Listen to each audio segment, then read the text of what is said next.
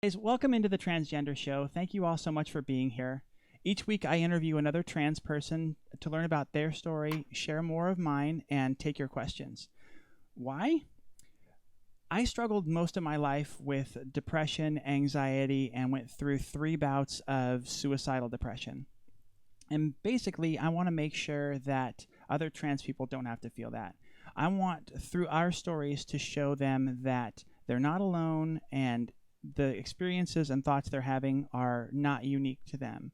I want to make this inclusive and show that everybody that, we all have these things we go through. 2 fun bonuses to this show are that hopefully we are educating cis people. I have some cis friends that are watching, and that's always great. And second, this will be an audio and video documentary of my own transition. I'm getting ready to start hormone therapy soon. So over the next 2 years, this will be just a documentary of my transition. This week I was dog sitting at my parents' house, so I haven't made any progress on the transitioning, but I did gain 2 pounds, so woo! I'm really excited to get to know more about my guest tonight. EricaNewGirl is a variety Twitch streamer. She favors her drawing pad and takes commissions for streamers doing emotes and things like that. She's also an actor and director in theater and currently a member of the TransplanarRPG DnD group, streaming on Twitch. Erica, welcome to the Transgender Show. Can we hear you? Thank you for having me. There we go. Oh, hello. Let me show you. There we go. How was your weekend? I'm here. Yay. It was good. Yeah, we had our brand new premiere of TransplanarRPG on Saturday, and that went awesome. And then Sunday just, was a nice relaxing day. Let's have at least one day a week where you get to relax a little bit. That's awesome. How was your weekend? My weekend was good. I've lost myself here. Let me move that. Oh dear. Too far. There we go. Actually, Peach, I can see this. I do have the chat pulled up. Oh. Well, we'll let that go, I think. She's not a mod. We'll let it go. I usually have it as a rule that my guests do not watch the... oh, sure. I can change it. The chat, just in case there's something that comes up that throws things off or whatever. I like to be in control. Sure. Perfect. No worries. I would say that it's fine, but I know Maddie's here, and she'll be really mad because she was very disappointed I didn't let her watch. Well, consider it gone. So, let's see. Okay, it seems like your volume is pretty good. Is everything seeming good in the chat? Does the volume sound great? Hi, Katie Cat Girl. How are you doing? Maddie has confirmed that yes, she will indeed be mad if I allow you to watch the chat, and I did not allow her. Fair enough. I am as blind as a bat. All right, let's take a second to say hello to everybody that is in the chat. We've got Tatten Plays. Let me do it in this view. Let's see if that's better. All the Beasts is here. My friend Chris is here. It's Scarlet Lark. We've got Maddie and Peach Roof are here. Katie was here, but looks like she already bailed out to hit the store, so hopefully she'll be back in a bit. And Bree is here as well. Welcome in. Okay, let's get into it with Erica. How do you define being trans? Yeah, that's a good question. I feel for myself, the simplest way is to say that the gender that I was assigned at birth is not how I identify today. It's probably the simplest way of saying it. Mm-hmm. Sorry, I didn't mean to step on you there a little bit. No, I always just I like to do some ums and ahs, and just it does get a little bit more complicated that more below the surface you get, but I think that's the simplest definition to start the conversation with. Yeah, and when did you first realize that you were different than the average bear? Yeah, I would say, look, it's so much easier. Hindsight is always 20/20. I definitely can see patterns at a young age, 4, 5, 6, not really being interested in the masculine activities of childhood. I had an older sister that I just loved doing whatever her and her girlfriends were doing. And then when puberty hit, like that really, like puberty was a huge sort of giant spike in there that like, I just kept imagining myself as as not masculine. I kept imagining what it would be like to have a feminine body. And I got real depressed and a lot of anxiety around that time. And it's so easy because I didn't have words growing up then for transgender or gender dysphoria, but I definitely can trace back a lot of feelings starting my teenage years. Yeah, I think that I haven't been specifically asking that question, but I need to focus on that because that was kind of it for me too. Tracing it backwards before that, I can see breadcrumbs, but yeah, Mm-hmm. when it was in the teenage years, early teen transition there, starting puberty, when it just seemed to kind of go haywire, and all of this stuff was coming up that, again, like you said, no words to describe it, no definition, but you're like something was something was off, and you're like, whoa, what's going on? At first you just kind of Yeah. figure, well, everybody's going through it, or whatever, or maybe the opposite. You feel like, I'm a freak, and this is completely unique to me. But Yeah. I think that's definitely the time where it becomes big. What other things were going When on with you at that point? Well, I grew up in a really, really small rural town in North Dakota in the US here. And anytime I would express my way in a way that wasn't like hyper masculine, my community is just like sort of picked on me, bullied me, made me feel bad. So by the time I got to freshman year of high school, like things had gotten so bad of being made fun of for stuff that like I purposefully I remember being a freshman in high school and being like creating a character in my mind, uh, like of what I felt masculinity represented or looked like that I Mm-hmm. could play. And so like I was the person at the party doing really risky behavior and super like sexualized everything and just like thought of like this is must be what man looks like, and I've carried that into relationships, marriage, divorce, da da da da da, Mm-hmm. until I realized I was trans. Yeah, I didn't do that with the hypersexualization. I actually kind of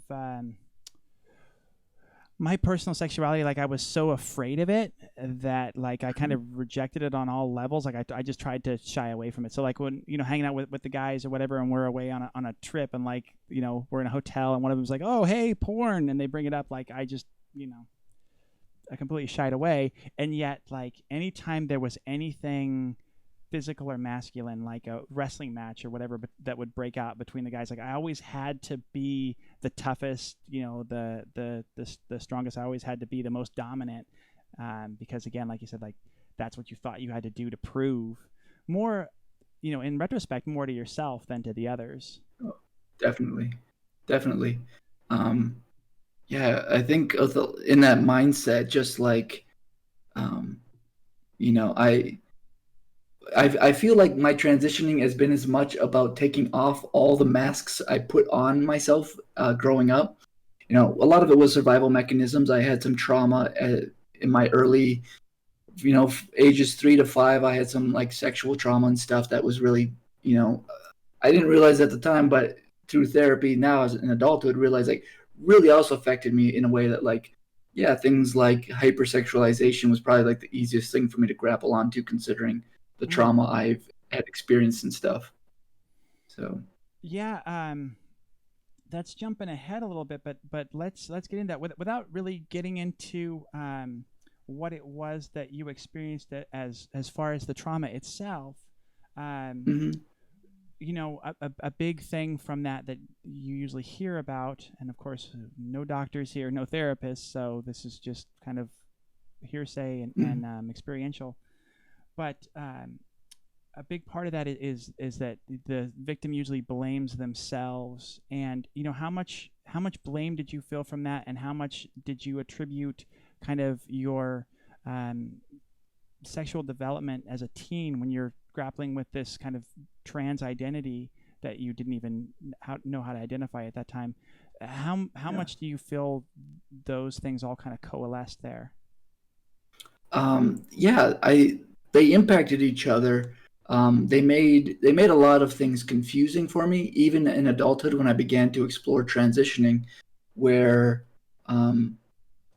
Yeah, the original question of like how much should I blame myself, like all the way, 100%. Like, of course, because of the nature of how it was, like it wasn't a situation where I put up a fight. It wasn't like it didn't feel against my will. Obviously, I was way too young to be making those types of decisions Yes. about myself and my body with someone who's much, much older. So it's only in adulthood now, after a lot of work on myself, that I realize, oh, I'm not to blame for that. That's still like a nagging thing to like, I have to remind myself. And then when I got to the point of realizing I was transgender, um, one of my first thoughts was, well, I feel this way because of my sexual trauma. And so that's when I got into therapy and started. I'd already been to therapy. At that point, I was sober for about 3 years, and I'd done a lot of work in therapy when I first got sober. And but I realized, looking at the gender issues, that I needed to get therapy. And just the whole time, just like that question, do I want to transition because of my trauma, or do I want to transition because I'm transgender? Um, and now I realize the question was bogus to begin with, because for me, and this was the sort of the thought process that led me to finally transitioning, is just that, like, for me, I realize no cis person debates their gender as much as I have debated my gender. From being a teenager and debating, like, wishing I had a body that wasn't what I had, to in my mid to late 20s, just constantly like questioning, well, am I trans? Am I trans? Like, cis people don't ask that question over and over and over again. Is and that it was something by that is that something that go came out ahead. from therapy? Did your therapist kind of back up that thinking that cis people, even in the trauma, don't have that kind of a reaction to it? No, that particular therapist was amazing for me in a lot of ways, but not when it came to gender stuff. She was not like an LGBT therapist. She's a really good relationships therapist. That's like actually what she specializes now. I like looked her up um, after I started transitioning, and she was convinced by the end of it that I just enjoyed cross dressing as a sexual kink, which, looking back now, is like a big, just you gross situation. It was once I found like a transgender community here where I live now that I began to be like, oh, yeah, being around a bunch of other trans folks of all over the sort of gender expression that's possible. I was like, oh, that's when I started realizing, yeah, cis people don't debate this. Cis people aren't having this experience, and that's what gave me the confidence to finally like transition. Yeah, yeah, I think that's super common. Yeah, so much of that to unpack, the way that cis people view trans people, like, feeling like they want to, like, oh, it's just something that I want to do. It seems appealing to me, whereas no, it's a true debate of who you are on a base level. Am I truly a man or am I a woman? Where is this coming from? And it's such an internal struggle, and it's such a debate that, like you said, is just not what a cis person goes through. And it does Right. take finding that community and finding that kind of normality in that community, and just the the benefit of having other people going through the same things, having the same thoughts, and you realize, okay, no, this is not unique to me. This is not a weird thing. This is more common. And that, again, that's kind of the point of this show, is to make sure that we get that out there, and so other people that are feeling that and don't have the community maybe developed, it's important to have your support group.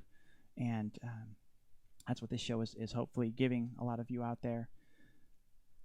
When did you first find community? Yeah. So I currently live in Minneapolis, Minnesota, and when I moved here, I met a trans guy by the name of Walken, who we'd both gone to the same clown school together years ago. We actually were a year apart, but we met when I was a student there. He actually crashed my Thanksgiving dinner that I was having with my classmates, but then we never saw each other for like 7 years. And then I moved here, and we were both promoting our own theatrical projects. He has a theater company. I was creating my own theater, and we were like, "Hey, we're both alumni of the school. We should like get a coffee and get to know each other." And as soon as I met him, I was like, "I know I've met you before." And he's like, "What?" And I'm like, "Yeah, we've met." And then he asked me to work on a project with an ensemble that was like pretty much all trans. The ensemble now is an all trans ensemble. It wasn't at the time, but I came in as an assistant director, and it was literally then in that rehearsal process that I realized, oh, like I have found community. If I'm going to transition, this is it. This is the time, because here's a community that, I fell in love with that ensemble immediately. They fell in love with me, and they helped me transition. And now I live with one of the ensemble members. That's awesome. Yeah, it's so great to have something that you naturally love to do and you were doing anyways be the springboard for the community. Yeah, definitely. Did you? No, Go ahead. nope. Go I ahead. was just gonna say, I mean, there are lots of other like support groups out there and things like Trans Lifeline. And there are resources that I didn't know about when I was in a more rural area with a less developed trans community. But Tumblr 7 years ago was a huge. That's how I met some other folks in the trans community that we may mutually know. And now I'm friends with them. So I have an electronic community, I have a real life community. Both are essential, but when you don't have the option of an in-person one, thankfully the internet allows for community as well. Mm-hmm. Yeah, that's completely how I found my community. I was part of one to begin with when I was first kind of coming out and exploring myself, my gender. Yeah. And it got to be too much for me, so I took a break from it for a long time. It was just too much for me to deal with within myself. Too many questions that I wasn't ready to answer yet. So now that we're in this pandemic, there's kind of nothing better to do but to dive into a community. Right. Did you when you were growing up, before you found the theater, did you have, what was your experience with your older sister? Were you able to be honest with her and kind of come out to her and explore anything with her, like any dress up or makeup kind of things, or was it sort of from a distance? Not when I got to be a teenager. When I was like really little, sometimes she had like those like long t-shirt pajamas, and sometimes I'd wear some of hers or whatever. Or I remember she had like these. I mean, we had these like foam balls that sometimes I would stuff in my shirt and walk around with or whatever. But no, not really. Never really. Especially once I got to my teenage years. There's a lot of stuff going on in my household, like really toxic stuff once I got to my teenage years. So we became very distant for a long time. You and your sister, huh? Yeah. And that was mostly just a product of the environment of our childhood growing up in a really chaotic household. So. Yeah. Yeah, just based on your experience with sexual trauma in at that time, I can't imagine what the possibility is that she experienced something herself. Yeah.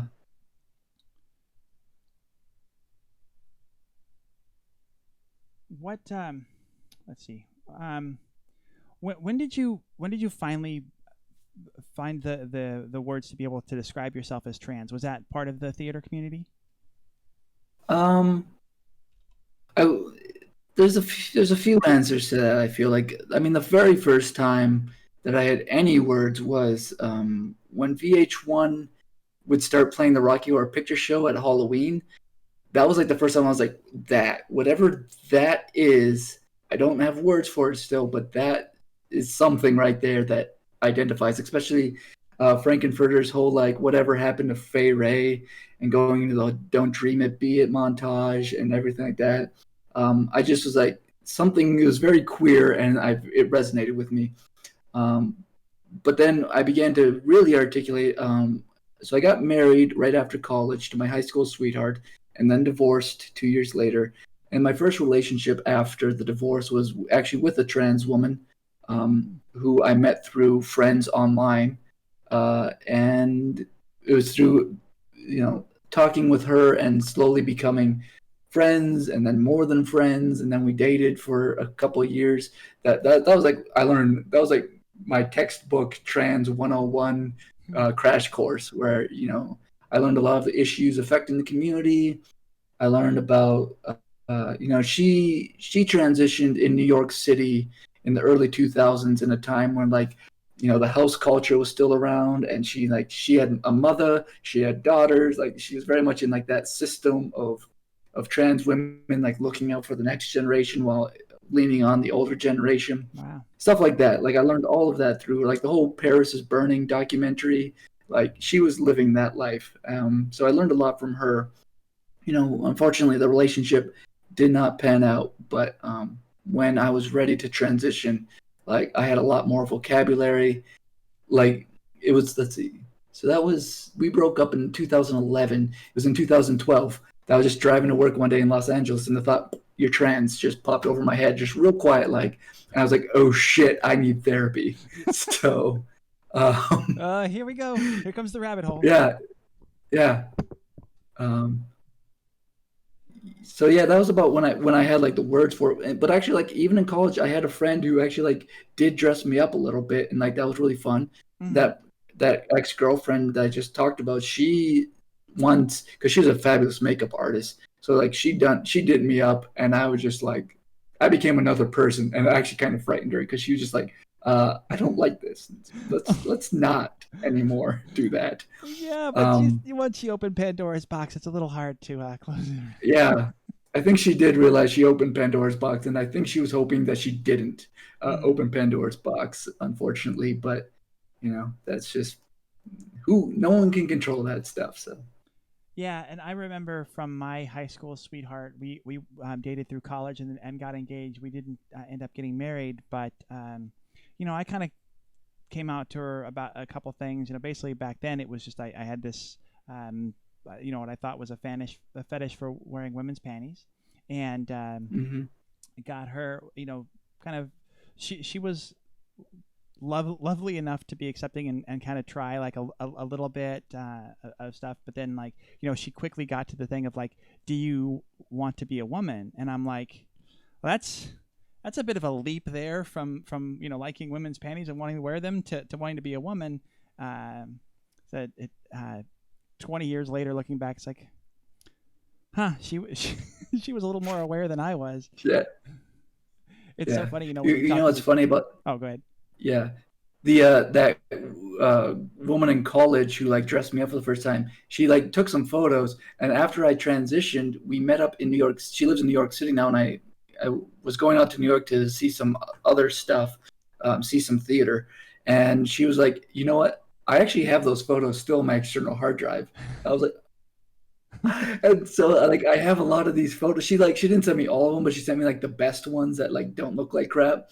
And I'm just like, God, I wish I could have put hormones into this 18, 19-year-old body. I would have been so gorgeous. Mm-hmm. Yeah.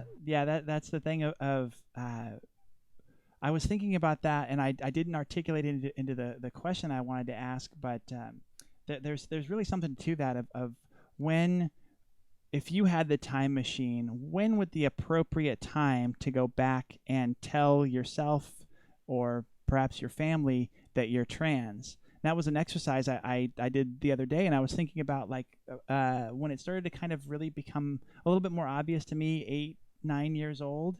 And so I played this whole scenario through in my head of like going back in time and talking to yourself as a 8 or 9 year old to tell you that you're trans. Like that doesn't make any sense. But I thought through this whole thing of like talking to my parents and telling them kind of what's coming and sort of preparing them, because that's been my biggest struggle being trans is the acceptance from them. Do you have any thoughts on that? When would you want to go back and see if you could kind of tweak the story a little bit? Yeah. I've actually thought about this a lot. I would go back to 1997, and these are the things I'd want to accomplish. I'd want to explain to young 12-year-old Erica what's going on.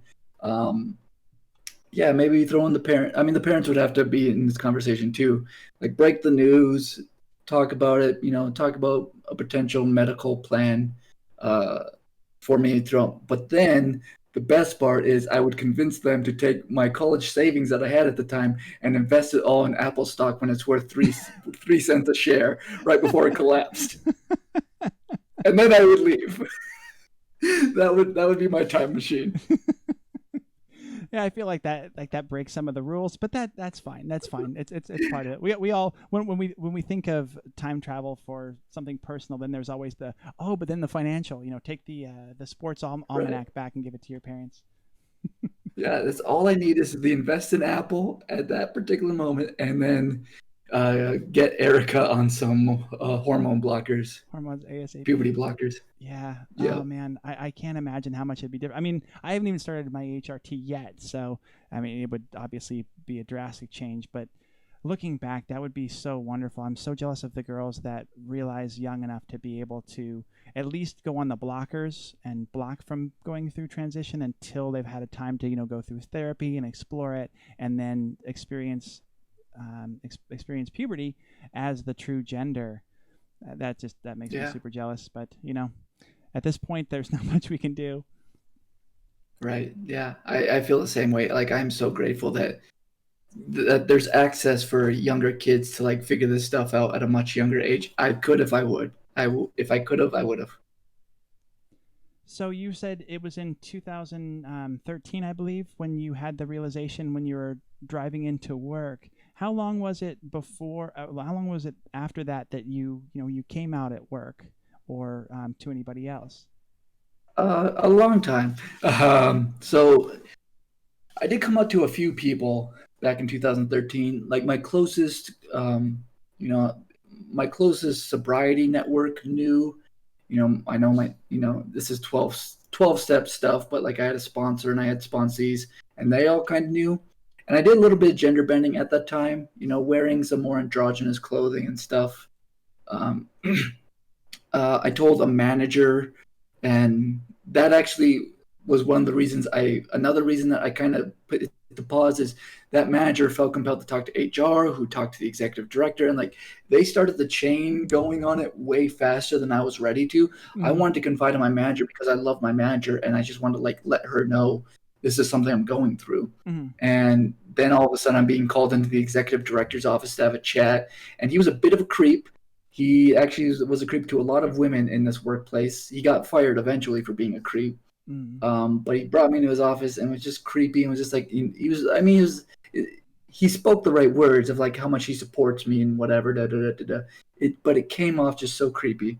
And then, so I kind of like that hit the brakes. And then talking to my therapist after a couple of years, she was like, "Oh, I don't think you're trans. I think you just like to cross dress."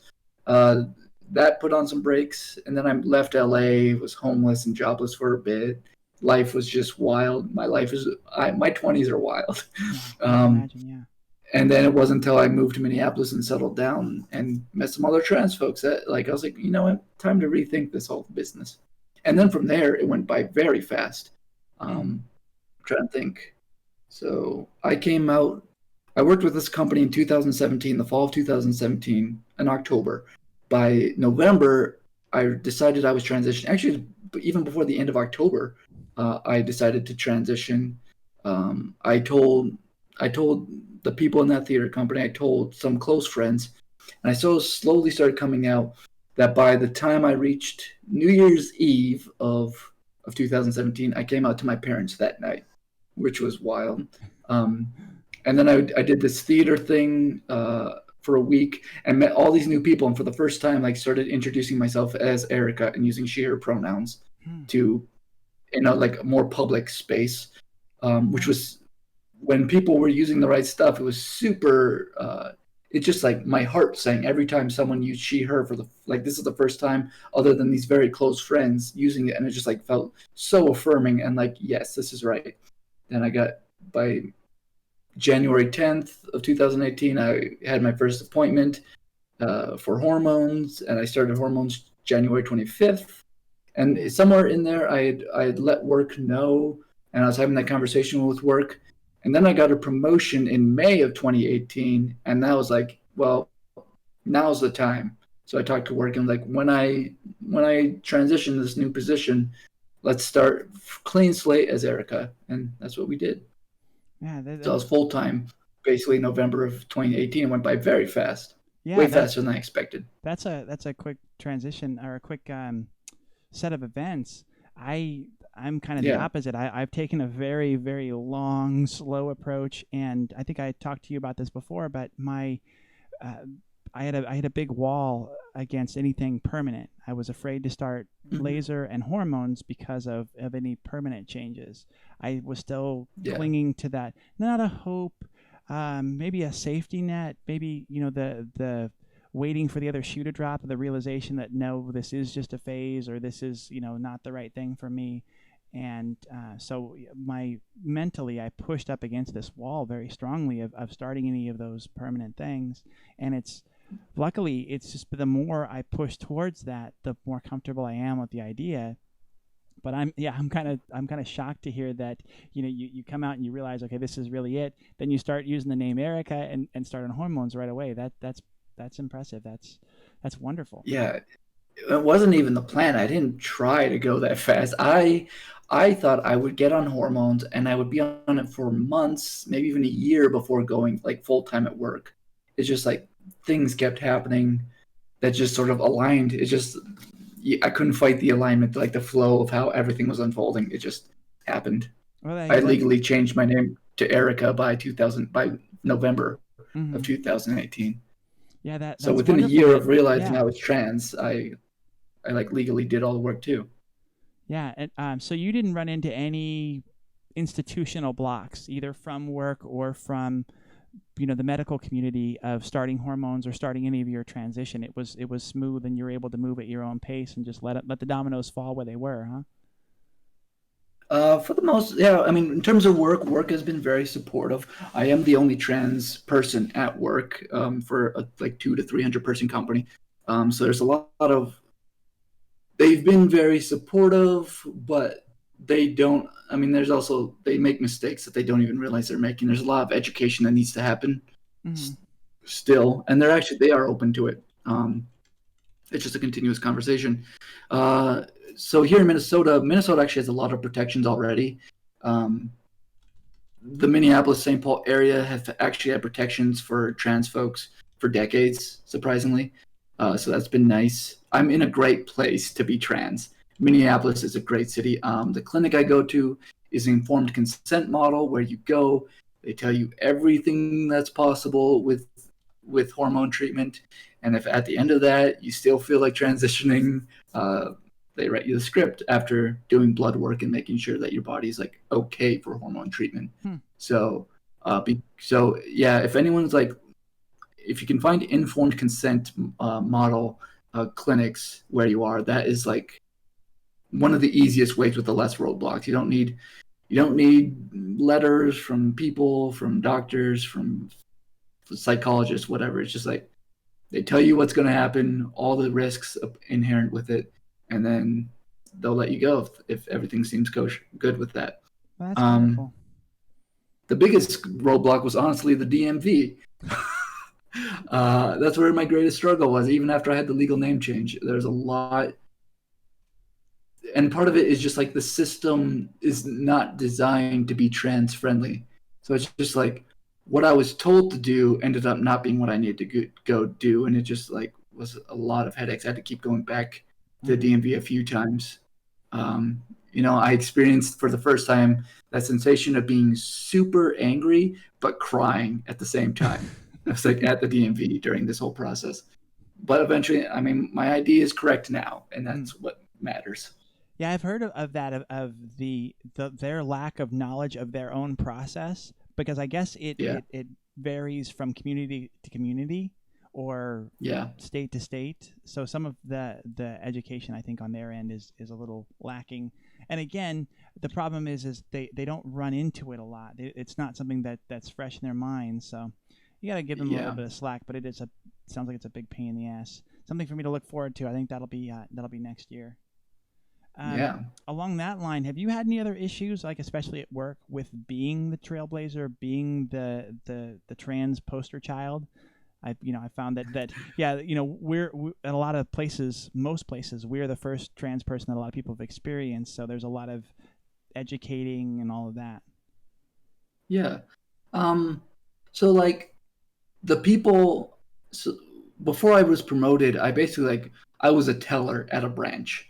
So like in terms of that side of the bank, like other tellers, bankers, uh, branch, managers, in that side of it, they all knew me, and they were like, once I was transitioning, it was fine. They're like, okay.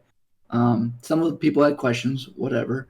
But then the side of the bank that I didn't interact with as much, like say the lenders, the credit analysts, the people that I just had no experience with, I get a lot of stares at them at like all company events. Like I get pretty uncomfortable. There's a lot of just like I just feel like I'm being the quality at which I get looked at changed a lot from transitioning. Where before transitioning, people like never looked at me. Like it's just I was able to pass through with no concerns in the world. I was able to go from point A to point B, and that was it. And now it's like I feel a lot of eyes on me. I feel a lot of eyes that look at me in a particular way that isn't comfortable, in a particular way that makes me not feel safe. And that happens at work sometimes in these big company events. Like I know I am safe. I know none of them there are going to, but it's the same quality of stare that I get in public places. Yeah, and Bathroom situations is nerve-wracking as hell. The particular like place where I worked, we shared a building and bathroom with a number of businesses. So, using a public bathroom is always anxiety producing to me. Um, I guess I can't. I've I had a lot of early experiences that just make me very keenly aware that the world is not as safe for me as it was pre-transition. So I'm always in any time where my gender might be in question, like a bathroom, get super anxious if there's not a gender neutral stall available. And I've made that point to my workplace recently because we're about to move to a new building that they actually like built themselves, and they've assured me that there are gender neutral options available there. So that makes me happy. That's great. Yeah, There's when they issues. listen to you and actually make some changes, that's wonderful. Yeah, I'm on the diversity and inclusion committee, so like I do get to my voice amplified a little bit, which is nice. And then things like, I guess like it comes down to clothing as well. Um, when we have like casual Fridays, and sometimes my casual is like kind of gender screwy, I guess is the way to say it. Like I might be wearing men's jeans that I would have worn on casual Friday. Pre-transition, I've worn these jeans dozens of times before with no issue, but now I'm getting pulled into an office by a manager to be like, that doesn't like really look workplace appropriate, and they even acknowledge that it's a little weird because of being transgender, that my wardrobe might, it's like you can be casual feminine, but like casual feminine is held to a higher standard than casual masculine standards. Yeah, I was so So I've run helpful. into that for sure. I was so thankful when we got president finally in my company that took the stance very many times like I do not want to be the fashion police. I do not want to put down rules or whatever. Like, I'm sure, but see the thing is there's still got to be something. There's still got to be some level of decorum and some kind of agreed upon set of clothing rules, but it's never super defined because there's so much stuff out there. It's always kind of a fine line to walk. But I was just glad that he was just like yeah, I don't want to deal with that. Like, be professional, be what you want to be, and I don't care. Right. Yeah. Two pieces of behind the scenes kind of stuff here that I forgot to do. If you have any questions for me or Erica while you're watching in the chat, go ahead and just put a double question mark in front of that so it's easy to find. And then actually, if you want to at me as well, put at Emily or at the Transgender Show. I don't think Emily would show up, but at the Transgender Show, it'll be easy for me to see it, and I'll ask her that either throughout or at the end. And then if you're in here and haven't done so already, somewhere below, probably this way, I think, is a heart with a follow. Go ahead and click that so you'll know when we go live. Now that that's out of the way, we can keep moving. How did you choose the name Erica? Yeah. Originally I was gonna go with Jasmine maybe, but that felt not right. So my mom wanted to name me Eric, but my dad won out and chose my dead name. So I thought it would be a great way to still honor my parents by choosing Erica. And I loved the name Eric. Actually, I would have loved to be named Eric, but I love being called Erica. Mm-hmm. And then when it came to my middle name, Lynn, my mom's middle name is Lynn. And the best part of that whole story is the deciding factor that picked Lynn for me was that someone was like, oh, with Erica and your last name, which starts with an F, if you have an L middle name, your initials will spell elf. So I knew my mom's middle name was Lynn, so I was like, Erica Lynn, that's it. Elf. Oh, that's so Which if you cute. see any of my drawings, that's my like signature is elf. Oh, I love it. Yeah. Yeah, I wanted to make sure to. Well, first off, I didn't like the feminized version of my name, and Right. I'm bummed when you say that you feminized the name that they were going to name you. I forget what feminine name my parents would have chosen for me, and Christopher wouldn't have worked. I've known and dated too many Christinas over the years, so Hmm. so I had to choose. I had to choose my own, blaze my own trail, and I don't know about for you, but I liked it and it felt good to say that and to introduce myself as that. But then there was also a big learning curve for myself to kind of get used to that and really kind of take to it. Did you take to it right from the beginning, or was there some kind of learning curve for Uh, yourself? yeah, I think there was a learning curve, but I think it went by real quick. I would say very quickly, within probably a month or so. And that's just using my name casually in a small group of friends. That's before I like really started coming out with the people. Mm-hmm. Um, Once they started using Erica regularly, once I knew that that would be my name, hearing my dead name just felt terrible. It went like very quickly, and Mm-hmm. now it's like I don't respond to my dead name like at all. Um, it just like doesn't even resonate with me at all. Mm-hmm. Yeah, I'm still bumping up against that with some family members, but Yeah. I'm really happy to have the groups now that only know me as Emily. That they never even Mhm. heard my previous name. So uh, Yeah, totally. I feel the same. yeah. So did going on HRT or just the general acceptance of you being trans once you were out, um, did that did that change your focus on the potential partners, or was it just that one experience with the trans woman? Um, I think my experience with that particular partnership with someone who was trans opened my eyes to queerness. I identify as like a queer trans woman. Sometimes in a more brazen way, I even say I'm a queer trans lesbian dyke or whatever in certain circles. And It's a long so, title. but yeah, let's shorten up to queer trans woman. That's already long enough. But I think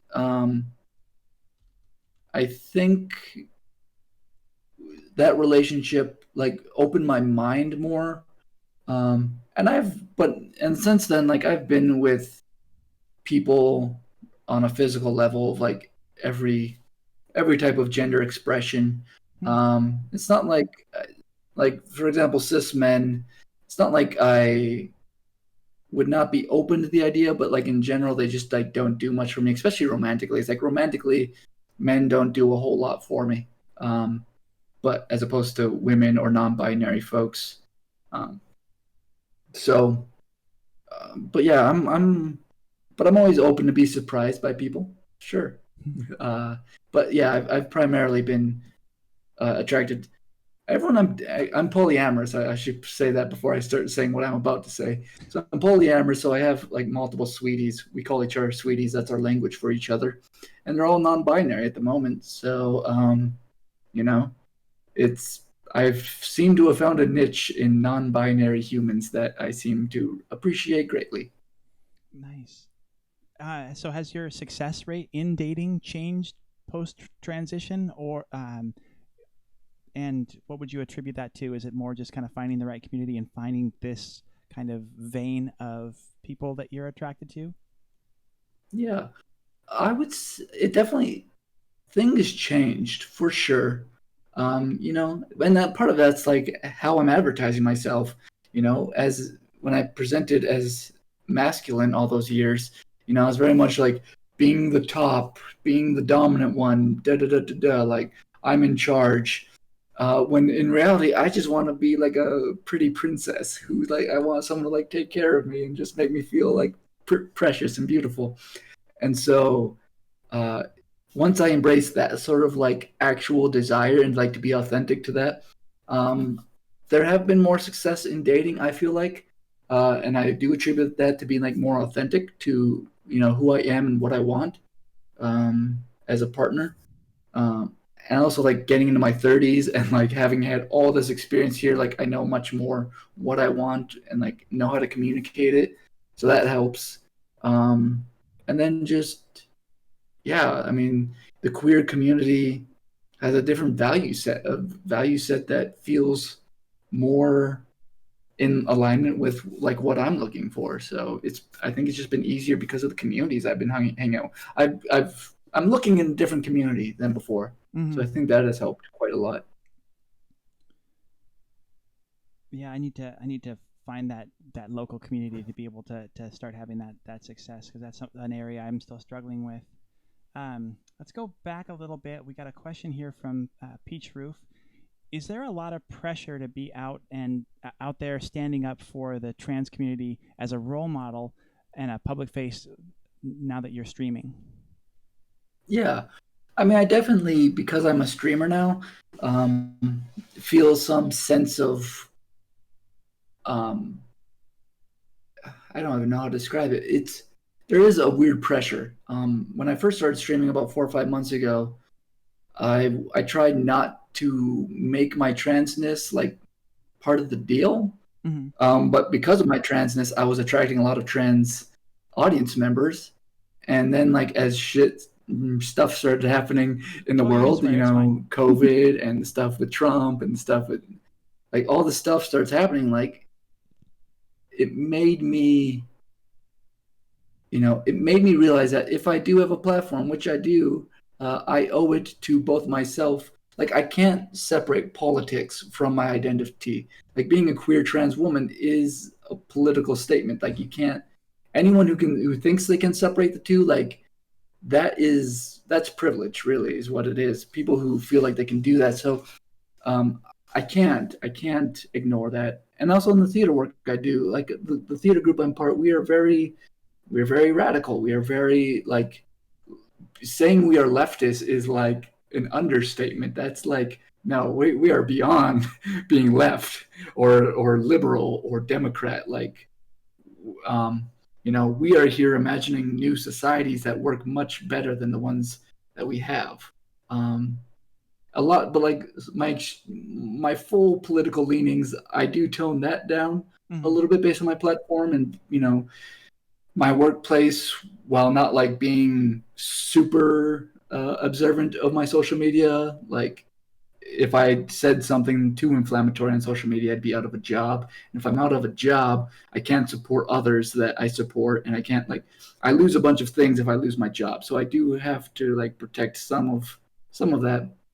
But to get to like to the very beginning of that question of like, do I feel the pressure to be like a, I mean, at my job, I do. Like, as the only trans person, like, who no one else is going to say anything. If I had a really tough meeting a few weeks ago where this committee I'm on and the COO we're talking about like George Floyd, because I live in the neighborhood that's all this stuff is happening right now in Minneapolis. It's like 2 blocks from my house. Um, I live there, and I at the end of this meeting, like, we're almost kind of wrapping up. I'm like, I'm sorry, but if I don't address these things right now, as the only trans person, I would be doing a great disservice to the transgender community. And then I brought up the issues I had, and and then after that meeting was over, I cried for like 5 to 10 minutes because that was really, really hard to do, to talk to my COO about these very deeply vulnerable fears and things that I'm concerned about. Like if the company wants to be inclusive to the trans community, they've got some work to do, and I let them know what work needs to be done. Like the simplest of tasks, just the bare minimum right now that they could do, real easy breezy, like to make it a more inclusive place, or to let trans people know that it's an inclusive place. Yeah, and the important thing in that is to make sure that they do more than just the lip service. There's actual action, and the people that are in your company and outside observing it see that there's actual action. And Right. that was the thing that we were just trying to start a gender an inclusive community in the company, the same community that you were talking about earlier, and we kept losing a lot of people because they still felt that even though we were on the committee and starting to do the things, that the company was too locked into lip service and not action. Yeah. Yeah. So it's wonderful to see that your Yeah. company sounds a little bit more receptive to that, and you have the platform to actually make change happen. Yeah, I mean, I'm hopeful. I'm one of those people who plan for the worst, hope for the best type personalities. So Glass half full. I love it. Hey, Maddie Two Spirit, thank you so much for the host, and thank you everybody that's part of the chat that's commenting. We've got some love for non-binary folks and polyamory in the chat. So lots of love there. yay! Yay! You mentioned your sobriety. How did you kind of fall into that, and then into drinking that was unhealthy, and what pulled you out of it? So yeah, I mean, I've told my story around sobriety many times. Like I mentioned earlier, at least there was a time where I was super active in 12-step recovery, and so like the first beer I ever had was the first day of summer after 6th grade. Me and a bunch of friends were had tents in someone's backyard. Someone snuck a couple beers, like 2 beer cans split between 6 kids. So I had like this much beer, and I just remember the whole time like, oh my god, that wasn't enough. Like this is supposed to be like magic, and I didn't get like already that like obsession once I had a drink was there, like from beginning, like 12 years old. And then because alcoholism runs my family rampantly from like top to bottom, everybody, aunts, uncles, grandpas, dads, whatever. I was like, I'm not going to drink like my family. And what did I proceed to do as a teenager? I drank just like them, except maybe it was whiskey instead of vodka or whatever. Like I could rationalize that in my brain. Well, I'm not drinking this. I'm drinking this, which is somehow more refined and better. And then I got to college, and I'm like, I got to focus on like I'm paying a lot of money to be, and also like the risky behavior of my teenage years. Oh my God, I should not be alive. I should not have all my body parts right now. There's some scary moments as a teenager. And then I got to college. I like really hunkered down, did that for 4 years, barely drank at all. And then my divorce happened, and whoosh, off to the racehorses. By the end of it, by the winter of 2011, I was staying up till 4 a.m. like every night, drinking whiskey alone, listening to Hank Williams Sr., and I don't even like country music. So it was dark. Yeah, that's really dark if you're listening to country. Oh. This was my favorite Hank Williams Sr. lyric, which really describes my mental state. Is I'm going down in the river 3 times, but only coming up twice. That was like what I was listening to on repeat. And this trans woman that I was dating was actually sober for like 7 years when we started dating. And I just remember waking up one day and we like Skyped. It was one of my last major benders. I drink a lot. And then I got home and we started Skyping because she was in LA. It was like 3 a.m, and I was a mess. And then I woke up the next day. Like we would fall asleep on Skype with each other when we were like apart. And then like I woke up next morning, she kind of woke up, and I was like, I'm done. I can't do that anymore. She helped me get sober. She's really like truly like just this angel in my life that like I'm only alive now because of her. She got me sober. She got me into the 12-step program to like actually work it, because no one who wants to get sober wants to do recovery work. That's just lame. I remember my first few like 12-step meetings being like, this is, why am I here? But she kept helping me do the deal until I was sober enough to like actually realize I kind of liked it. And then like shit between us hit the fan. I'm sorry, I swore again twice. Oh my gosh, I just like that S word so much. God damn it, Erica, quit swearing on my fucking stream, okay? Yes, sweet. That was just a ploy to get you dropping that F-bomb. And then then I moved to LA, and just really the 12 steps community there. The person who became my sponsor in LA, my very first meeting in LA, like he came up to me after the meeting.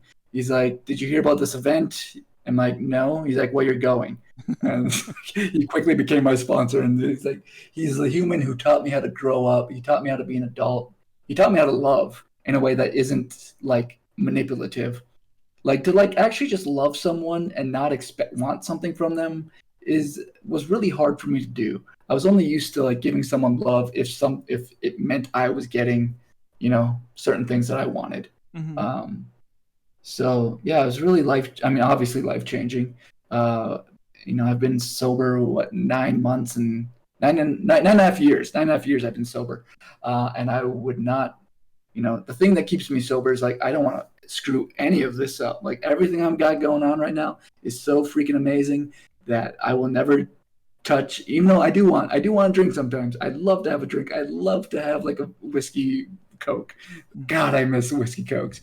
But because the life I built for myself has been so wonderful, and like the journey of my 20s is just of being sober has been so unbelievable and surreal and lovely and amazing. It's been such a wonderful journey. Not always easy. I will not screw up, my sobriety for anything. Mm-hmm. Got a tough question on this subject from the chat. Have you found in your sobriety or in therapy and talking about substance abuse, do you feel that there's any link between the substance abuse and transgenderism, if that's a word? And then the follow-up question is it just an escape and coping mechanism? I would say that, I had so much to numb myself over. We could throw being transgender, and dysphoria, we could throw sexual trauma, we could throw the pain of being in a very toxic household growing up, we could throw being bullied for, anytime I tried to express myself as I wanted to, just getting like bullied, so much bullying. Choosing relationships that were so unhealthy. Like there's so much to drink over. And absolutely some of it had to do with being transgender, for sure. I don't think I would have had that gentle thought, I am transgender, driving to work, had I not been sober for a year or two. Okay. Sorry, I'm getting all burpy from this ginger ale. I would not have those thoughts had it not been for getting sober, for sure. Like I don't have a doubt about that in my mind. Yeah, I loved one of the things that you said. We kind of skirted around it, but I loved in our pre-interview when you talked about being beaten into conformity, and yes. Just basically how the societal norms are drilled into us as kids. And then what I liked how you followed up on that was saying that since coming out, it has kind of forced you to readdress a lot of those social norms and those conforming aspects that are forced on us. Did you want to expand on that a little bit more? Like some of those things that you've realized, since I've confirmed that this is bullshit, this way of thinking, this is also bullshit. It needs to be cut out of my life. For me,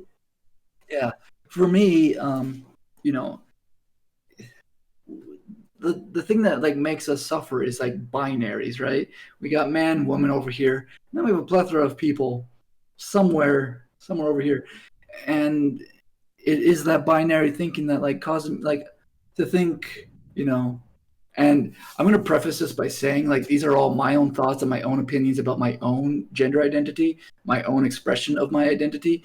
If something about what I'm about to say is like not congruent to your own experience, like that's fine. I'm not like you have your own belief system. I just want to put that out there that I don't want to shame anyone for like what they believe in this. But for me, I believe very strongly that it isn't so much that I was born or assigned being a man and I want to become woman. Um, that I don't want to live in that binary. I know that I'm a non-binary transgender woman. I'm there's a continuum method that still adheres to binary, and like people are like, oh yeah, I'm somewhere on this continuum, and even that for me is feels a little limiting. So I know we were talking about this earlier about like I believe in the sort of the galaxy method where I am my own planet. I am planet Erica. My gender is planet Erica. Uh, Everything about this is unique unto myself. I am my own thing, swirling around in this universe around others. Oof, some fireworks going outside. I don't know if that caught it. Um, and and those society norms about like what is masculine, what is feminine, what is man, what is woman. These are the things that make me suffer at night. Like, you know, um, the debate. Like, what do I want for surgeries? For example, uh, I don't think I personally want gender conforming surgery, at least at this point. I would certainly like some facial feminization surgery. And that's for me. Like I'd like to just do some stuff here. I'd like to get some updates to the chest area. And these are things that I want to do for me. But I do know that there is a pressure to pass so that I do fit into a gender binary. Voice therapy. Um, I I've done work on my voice. My voice is a hell of a lot higher than it was when I was a teenager. I was a bass in high school, and I've always had this raspy voice all my life. Doctors have told me I have really thick vocal cords. They've looked at it with video cameras. I have really thick vocal cords. I'm always going to have this raspy voice. I speak higher now. I can sing higher than I used to. Like I said, I was a bass, but I feel that pressure to like make my voice match some idea of woman, and that really like makes me bummed out and suffer because it's it's a lot of work that I could be using that energy for other things in the world. Um, and so the same suffering I had trying to perform man is the same suffering that I sometimes experience trying to perform woman. Um, I love makeup. I hate the expectation of makeup.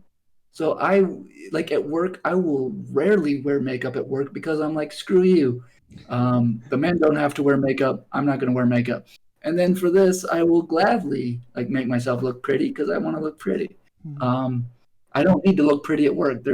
I don't see clients. I don't see the public.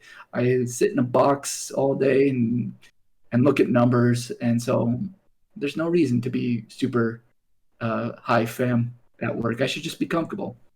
That's an amazing perspective. I find that, again, I love makeup and I love getting all done up and pretty, like you said. But then I feel the pressure, like, there's the days where I don't have time to shower and shave, or feel like, I don't want to do that multiple times during the day, the makeup on and then go work out. I struggle with feeling that I can present female in the way that I want to go do certain activities, and then have to do other things later.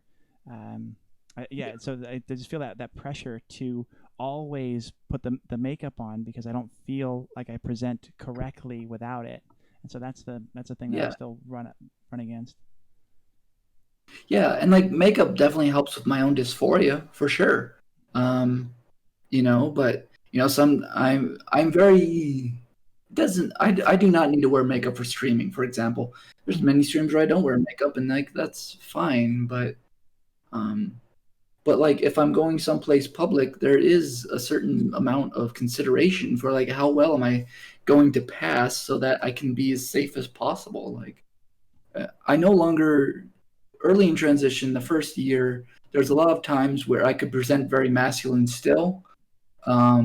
I feel like it's less capable, although I get misgendered all the time, so maybe I can present, however. But I mean, the only consideration that I want for passing to fit into that is just to like not get hassled. Like that's like the biggest thing is I just don't want to get hassled. So I want to like look like a woman, you know? Yeah, I tell people that I never felt masculine enough. I never, like you said, I never felt like I fit the mold well enough, try as I might, until I Yeah. tried to be feminine. And now I just Yeah. feel like I just ooze masculinity. And it's just like, oh.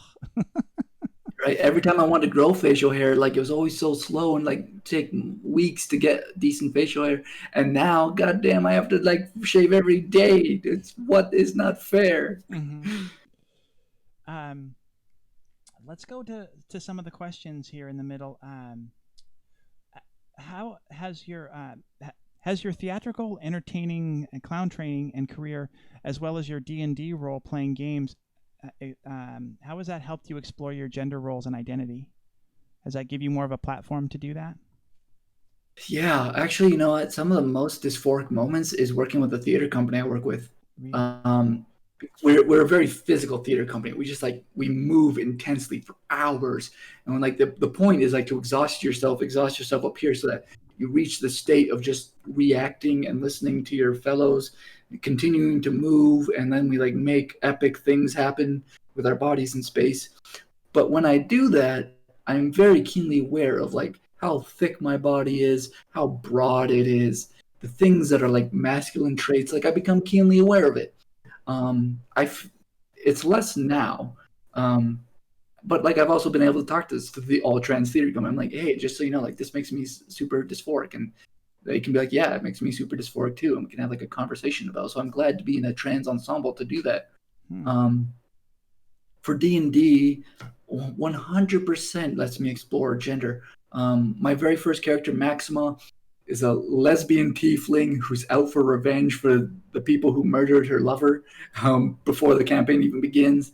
And that's my Scorpio coming out. That is my brooding coming out. That is outsider coming out. Like all these things. And then for the current campaign that I'm doing, like V is almost everything in a woman that I wish I could be. Which she's a con artist, so like I'm not condoning like ripping people off and stealing from them. However, she is bold. She is not afraid to just not have a plan and walk in there anyway and make something happen. And she literally negotiated on the spot to get 5,000 gold pieces for something she didn't even know was going to be happening in a couple of minutes. I'm not that brazen. I couldn't walk into a situation and be like, you know what? You want me to do this? Fine. Give me $2,000 and I'll do it. Like that's not me. I struggle with that type of stuff. So V allows me, and she's like, she's super sort of like she uses her sexuality. I feel like she's sexy. Maybe she's not sexy. I don't know. People who watch the D&D campaign can tell me, but I feel like she's sexier than I am. I feel like she owns herself. She knows herself. She's very confident, even when she shouldn't be. That's wonderful. Yeah, I'm kind of jealous of that. That's great to have that sort of thing that you can live vicariously through, but actually take an active part in. That's pretty wonderful. Yeah. We got a follow, and I saw it, and I was looking at the fact that my alerts were doubled, so something I got to figure out for later. But it messed up, so I didn't see who it was. I wanted to give you credit on the screen. Aretha. Oh, you unfollowed and followed again. Well, thanks for the refollow. You didn't have to do that. We Awesome. appreciate every follow here. Was that simply Aretha? Simply Aretha, yeah. Awesome. Hi, Aretha. Yeah, I think you've got a lot of fans here too, Erica. Yay. I From did hear Maddie a Two peach. Spirit, what in your opinion are the top 3 trans issues that are still being underserved, I mean, underaddressed? first and foremost, black trans women and trans people of color, there's still so much work to be done. The violence against them is unbelievable. I'm white. I'm very privileged. My road has been easier than many. But it's yeah.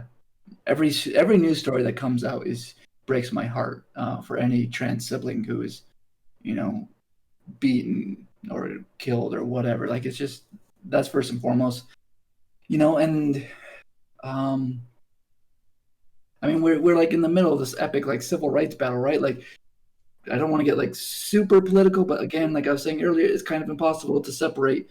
My identity is political. Mm-hmm. Uh, you know, Trump's administration is just released a bunch of regulations that A, we don't have access to healthcare. B, we don't have like protection for being fired. Luckily, the Supreme Court ruled in our favor that this one we can't be fired for being trans. Okay, well, eventually the other things need to be worked out legally as well. And then also, one of his departments, I think Health and Human Services, defined gender as your biological gender that is immutable. You can't change it. No one is talking about that gender one. At least like cis media is not talking about that regulation. I think that ruling, I mean, it like defines us out of legal existence if that picks up momentum and people start like adhering to that regulation. I think that's like one of the most dangerous. He's set back all of our work like 10 or 15 years, this administration and the president. And we live in a time where it's like super important to not sit back and relax and stuff. And then in terms of like a third issue, I mean, this feels like it's so generalized, but like there is very little in this society that is set up for trans people, whether it's healthcare, whether it is TSA. I've flown a few times since transitioning, and it's always a nightmare. I'm often getting felt up all over the place. Mm-hmm. My trans ensemble went to a thing this past fall, and every single one of us, except for I was the very last one out of 4 people, you just watch them get like taken away to get searched because our bodies don't match up to their scanner. And then I walked through the scanner. The TSA agent looked me up and down. He looked at all my friends being like, fondled, and was like, it's a dude, and let me walk through. So like, I get misgendered, but I don't have to get felt up. So like, where's the fairness in that? And actually, there's another time where the TSA agent was like, there's an anomaly on your scan. That anomaly will go away if I scan you as a man. And I'm like, I'm a transgender woman. And she's like, I know, but if you don't want to be searched, I can run you through the scanner again as a man. Otherwise, either this gentleman or myself can, search you. I was like, fuck it, scan me as a man. Then I don't want people touching me. Especially given my history, which they don't even know my history. The last thing I want is to be touched by a stranger in a non-consensual way. Yeah. So I go in, I get misgendered, I get scanned, and they're like, okay, you can go on. It's like she knew the issue, she knew what was going on, but she was in a position because of all their protocols that were not designed for trans people. Like, and how hard would it be to just like insert one more button that says like transgender, to like make room so that you're not falsely having to search people who don't need to be searched. Yeah, it's the most bizarre thing. It's just having a penis and breasts at the same time, and that's what makes their machine kind of basically shit the bed, and it's like, yeah, why is that so hard? So I've had the same experience where if you get scanned, where I think a lot of times I haven't even been asked, I just get misgendered and they do that, and so then my breast inserts get flagged on the machine, so then they're filling up my chest. But yeah, if you do it the other way, then they have to feel between your legs, and yeah, it's just like why couldn't they add something that includes both? Because they still scan as organic material, they still scan the same. It's throwing an error because the program is set to accept only one or the other. Right. Yeah, they can tell if you have like something foreign on your body that isn't organic. That's what they're looking for. So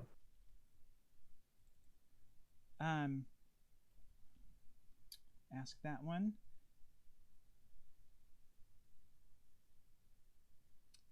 This is a more kind of ethereal question. How can one be a planet Erica satellite? Any advice to be confident and comfortable in your gender?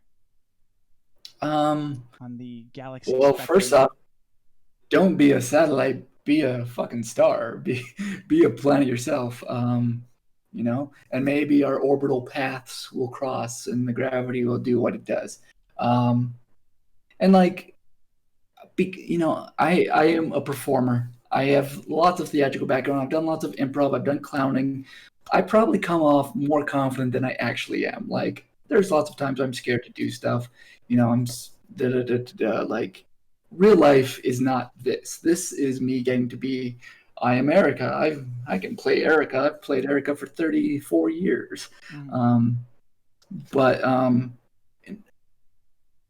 think when I'm out there doing the deal, I think finding community that I've had my sweeties help my confidence a lot too.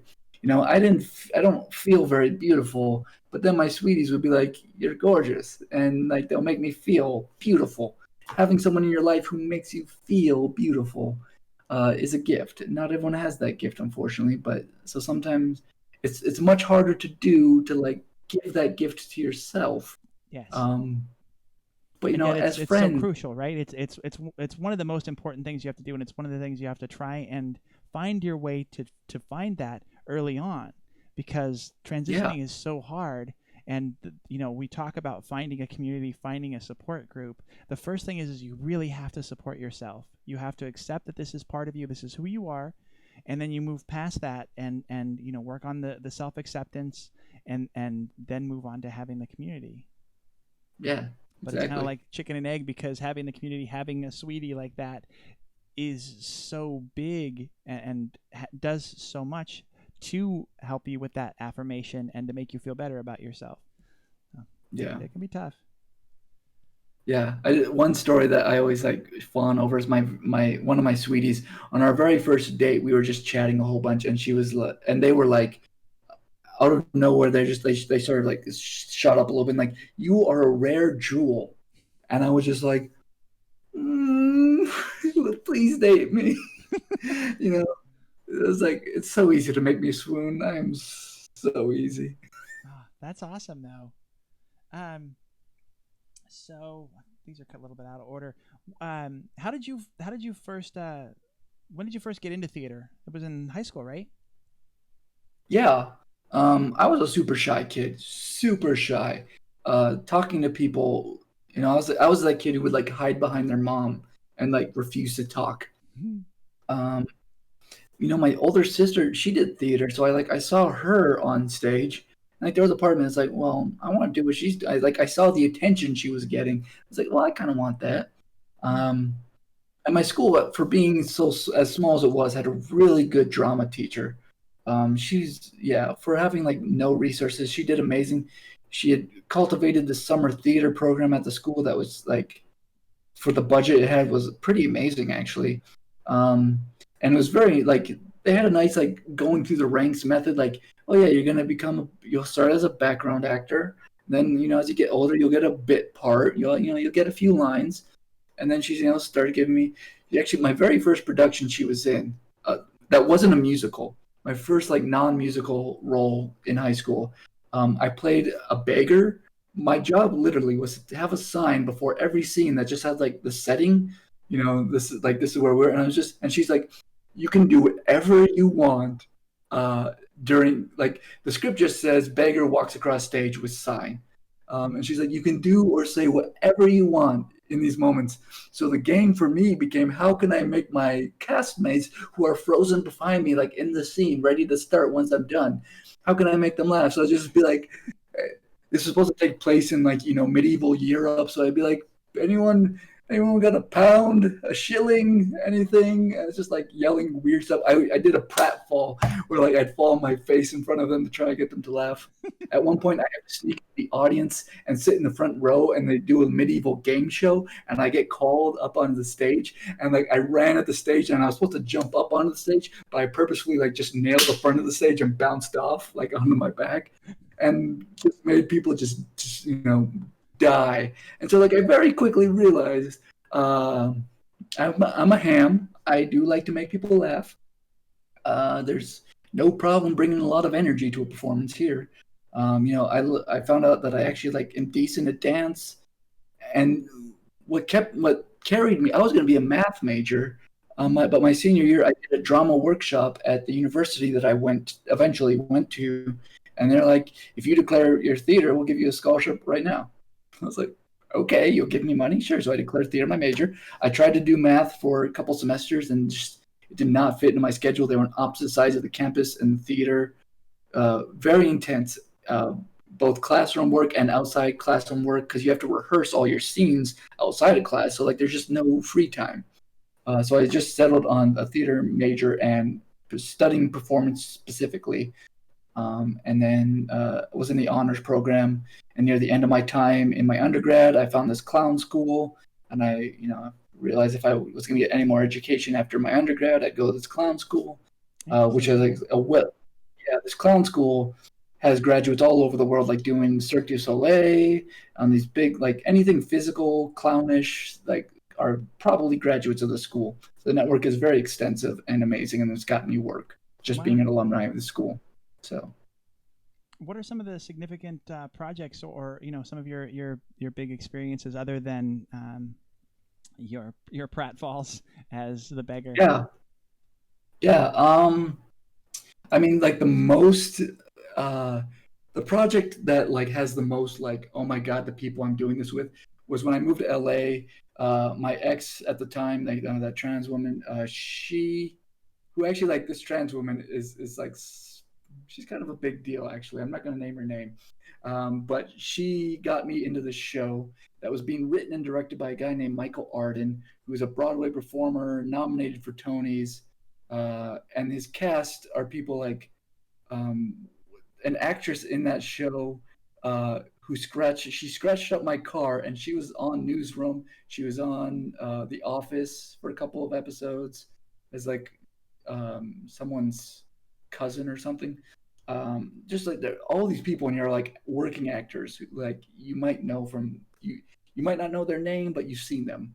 So that was just amazing. And Neil Patrick Harris came to the show. I got to meet him from doing the show. There were some other celebs who were supposed to come to the show who flaked. But it was like the lighting director, who was like a Tony Award winning, Emmy Award winning lighting director. Just like everybody in the show was like huge, huge resumes of amazing work. I was like, oh my gosh, like how lucky am I to like work on this as like my first trip in LA. So that's like my main credit. And then my second one is like doing a solo clown show called Origami Swans, where I play a hobo clown who gets addicted to drugs and alcohol in the course of the play. It's a poetic look at addiction, but it's very dark. But the only thing that saves it from being a super depressing show is that I am so lovable. This is what people tell me. I'm not saying this. Other people have told me I'm so damn lovable and endearing that even when I'm doing things like just guzzling vodka from a flower vase for like 5 minutes straight, it's very endearing. Or like when I'm fighting a flask puppet that beats me over the head, it's just all endearing. So that project was near and dear to my heart, and really loved working on it and premiering it and performing it a few different times. And that was one that you wrote? Yep, I wrote it. I directed it myself. I did the sound design. I performed. Yeah. Wow. And the show is only about a half hour long. And what I would do, because I've been hired by like mental health places to do the show, I would do the show. I'd have a quick intermission, and then I'd come out for like 30 to 45 minutes and like do a speech called "The Healing Power of Storytelling," where I talk about my own journey with sobriety and alcohol and substances, and how telling my story first to like a therapist and to a sponsor, and then to like 12-step groups, and then to other people, how much that like has healed me in my own trauma and stuff I'm working on. So yeah, those two things combined into like an evening was like really special. And like every time I did that, I'd get just like 20 to 50 people after the show who just like stuck around, waited in line to tell me their story, either their own struggle with substances, or like someone they know who is struggling with substances, and then just try to be conduit to that, and like just receive a lot of heavy information from people. That is so awesome. That having that audience response, that's got to feel wonderful. Do you have any projects like that coming up? What's your next big project you got?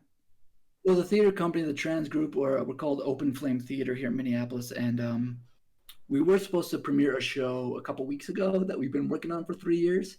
It's called The Garden. Basically, the gist of it is that we're in hell. Hell is a garden, as like a garden as a metaphor for like control, as Mm-hmm. opposed to being the wild. So it's like the oppressive nature of capitalist, cishet culture, um, and I play someone who's died, and the other character, he comes to try to rescue me from hell, and it's half opera, half techno, half aerial work, half poetry, half. It's. I think it's going to be an amazing show. Now that we have but because of COVID, we had to reschedule it till next summer, next June. So now we have another year to like make it even better than what it was. Oh, that's awesome. But Uh, yeah, that's been like my main focus for 3 years because it's taken up almost all of my creative energy as a performer anyway. Mm-hmm. Um, I was gonna say that that's made up of a lot of halves. I can see where how you definitely went down the theater path and kind of eschewed your math background because I don't think the math works. But anyways, oh, called out, called out. I love it. um, I gotta. Speaking of called out, I gotta. I didn't. It's not listed here on the at the bottom of the screen, but apparently Bree has tipped again in a major way. So I wanted to acknowledge that. Thank you so much for that, Bree. That's amazing. I love.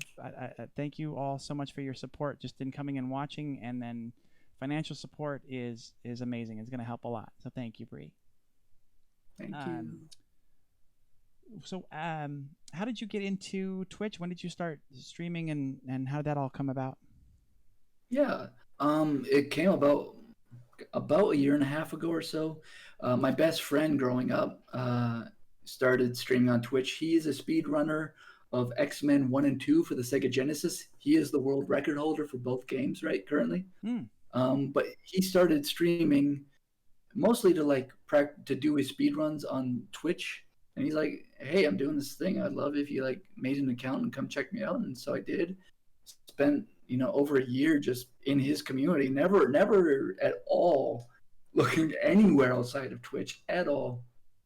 And then one night he raided someone, and I instantly fell in love with this particular streamer. Her name is Coco Confession, and I started watching her stream, and she's a big streamer, like she's full time, da da da da da, and so watching her stream, I started to realize the potential of Twitch being an amazing platform to build community, and I Hmm. was like, wow, like. And then I know also the Transvengers, who I'm familiar from social media with a lot of them. They've been starting to. They've obviously been streaming on Twitch for a number of months now. They started their channel about the same time that I started mine, but actually, Maiden Ariana, I, I, she was one person because I followed her so much on social media. Uh, I've I started watching her stream like well over a year ago and quickly became one of her mods. So like between my friend A Frame and Ari, um, that was like my only thing on Twitch until I started. I found a larger stream that I felt safe in, I felt comfortable in. I was like, well, I wanna try to build a community. Um, so I started this January, at the end of January, just doing real casual on my bed, drawing, super cash. And then like by the end of February, I was affiliate, and I was like, well, let's spruce it up a little bit. So I've slowly been building everything. I've got lights, camera, action, microphones. I built a PC about a month ago from scratch. I had never done that before. So now I've just got like this command post, and I just love every minute of it. Nice. Yeah, we're getting some Ari mod love in the chat there. Yay! Yes, there's some of the names you mentioned are definitely Ari mods. Yeah. Uh, So definitely sending my love to you all. at this point, what are you hoping to accomplish from your Twitch streaming? Do you have a goal, something you're trying to achieve? Um, I have a few goals. I mean, to be perfectly honest, I would love to be a full-time streamer. I am very far from that reality, But right now, even before I started streaming, my life has been very stretched out by my full time job and my theater work.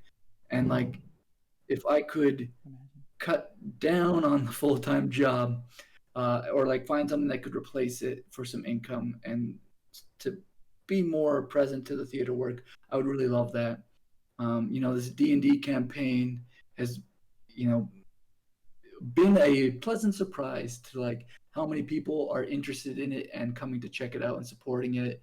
So like that's a thing. But like honestly, like all of that to be said, like what I'm most interested in is like building a community. Being a beacon. If people want to, if they don't feel like they've found their community, like come to my community. I really, I'm a Scorpio, and if you're really into astrology, I am a Pisces moon and a Cancer rising. I'm a triple water sign, and the Cancer rising makes me like that motherly protective instinct with a Scorpio sense. Like when you're in my circle and you're in like, I'm gonna fight fiercely for you. And so like, come on, if you don't feel like you fit in anywhere, come hang out with me. Come hang out, this community and any of these other mutual communities that we share, because I I love all my trans folks, and I love my cis folks who support us, immensely. Um, yeah, I really just want to build a safe space for people that we can laugh, maybe cry, maybe vent about some stuff as it's going on. Yeah, and yeah, that's the same thing as my goal, and I love that, being able to just have to build the community and support it and educate and have everybody have a good time. I just Yeah. threw out there into the chat a link to your Transplanar RPG, Yay. and then also below that are all the links to follow Erica. She's EricaNewGirl everywhere, which makes it nice and easy. Instagram, Twitch, and Yes. Twitter. So Yep. The nice. holy trio. Yeah, nice marketing idea there. Keep it consistent. And then if you want to Yeah, follow well, me, Erica New oh, go ahead. Yeah, the EricaNewGirl was purely a joke in starting my Instagram, like when it was still sort of like my gender finsta almost. Like Mm. Erica, and I'm a new girl, so EricaNewGirl. And then now it's my handle on everything. Yeah. And then as you see under my picture, I'm Emily Would Go most places, so I'm pretty easy to find as well. I haven't developed my personal stream very well yet, but I'm hoping to get into that and to start to follow a schedule. Again, I was hoping to start doing that this week and had set a schedule on Twitch, and then ended up dog sitting and house sitting, so I haven't been home. Hopefully soon. Happens. So in closing here, what are some of the main things that you would tell young or closeted trans people? What are some of the key messages that you have for them? Yeah. Gosh. First and foremost, you're not alone. You're not crazy for feeling the way you feel or thinking the things you think. And most importantly, like there is community out there that is ready and willing to accept you, um, just as you are, and however you want to be. And but like on top of all that, like do whatever you have to do to survive right now. um, be safe. It's not always safe to come out. It's not always safe to express who you are to certain people, and only you can be the judge of that. But like, there are resources. I'm a huge proponent of the hotline Trans Lifeline, which is a great resource for trans folks. It's a phone number you can call from anywhere, and they not only will like help with just like listening, but they can also offer you a lot of resources wherever you might live. So yeah, that's what I would hope someone would take away from anything I might be able to tell them. Yeah, it's wonderful. And then, yeah, there are lots of resources out there, especially if you're feeling really depressed. And like I talked about before, I've been through my bouts of suicidal depression. A lot of the trans ventures, a lot of this community supports the Trevor Project. I believe you mentioned it before Yes. as well, Erica. Yep. and they're a great hotline for, if you're having any troubles and you're feeling really down. That's what they're there for. It's just Yes, a community of a absolutely. lot of us that have been through all of that same depression and have felt those horrible things about ourselves that are not true, but our brains are broken and they tell us that anyways. In some ways, I was Hmm. listening to something on NPR the other day, and they were talking about the negativity bias that is just natural in our brains. So remember that a lot of that negativity that you're feeling is just sort of a natural defense mechanism that our brains have. Don't buy into it, but if you're feeling overwhelmed by it, please reach out and find those different services like the Trevor Project, and get the help that you need. Absolutely. I want to give out a little bit more kind of shout out to everybody that's here in the chat. We've got a pretty full list of people here. Again, Bree's still here. My good friend Charlotte's here. All the Beasts has been commenting and asking questions, and that's been wonderful. Oh, maybe this is a bad idea because it's so hard to tell the freaking bots from the real people. Got Jill's Sure. Mustang dropped in. Maddie Hey, Two Jill. Spirit was not only hosting but has asked some great questions. Need him, Chris, my friend, Scarlet Lark, and Simply Aretha. If I missed you, go ahead and shout yourself out in the chat, just so I know that you're here. And thank you all so much for coming. Erica, it's been a wonderful show. Thank you so much for being here and answering all the questions. Code Gems throws out a howdy. Thank you for being here. Hey, James. Yeah. That's a Thank you friend of so much for yours? having me. Ah, nice. Yep, definitely. Yeah. I've got another screen at the end that just plugs your EricaNewGirl stuff. Is there anything else that you want to plug before we go? Um, you've been plugging it, and just like this D&D project, Transplanar RPG, is meaning a lot to me, and I think the trans community, like we're all like some level of transness on the show as players and characters. So definitely, like, if you support this, support that, and like let's just support each other. Yeah. Let's all just support each other. Yeah. Strengthen the community. Everybody give the love all the way around. And like silly things like I was watching Erica earlier and realized that my Emily Would Go account was not following her, so made sure to click the little heart like you can do right now. Right. And with that, I Indeed. I love you all. Thank you so much for coming again, Erica. Thank you so much for being on episode 4.